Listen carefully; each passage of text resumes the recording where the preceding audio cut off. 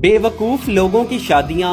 अगर देखनी है ना तो किसी मिडिल क्लास बंदे की शादी में चले जाएं। शादी पे लाखों रुपए का जेवर बनाया जाता है जो कि शादी के अगले दिन ही संदूक में संभाल के रख दिया जाता है। हम मिडिल क्लास लोग इतने बेवकूफ होते हैं कि हम सारी जिंदगी मोटरसाइकिल चलाते हैं लेकिन अपनी शादी पे महंगी गाड़ियां किराए पे बुक करवा लेते हैं और शादी के अगले दिन फिर वही दूल्हा और दुल्हन उसी मोटरसाइकिल पे धूल खा रहे होते हैं पूरे जमाने की। हम मिडिल क्लास लोग अपनी शादी पे इतनी तो फजूल खर्ची कर ही लेते हैं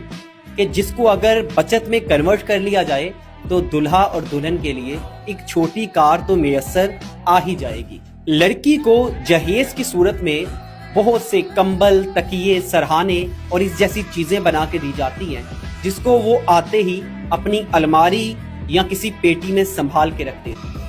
और ये लाखों रुपए की इन्वेस्टमेंट अगर किसी बिजनेस में की जाए या कैश की सूरत में लड़के और लड़की को दे दी जाए तो हो सकता है वो अपनी जिंदगी के स्टार्टिंग के जो डेज हैं कम से कम उन्हें ही अच्छे से एंजॉय कर ले। इससे भी घटिया बात भला क्या है कि लड़की के लिए दोनों तरफ से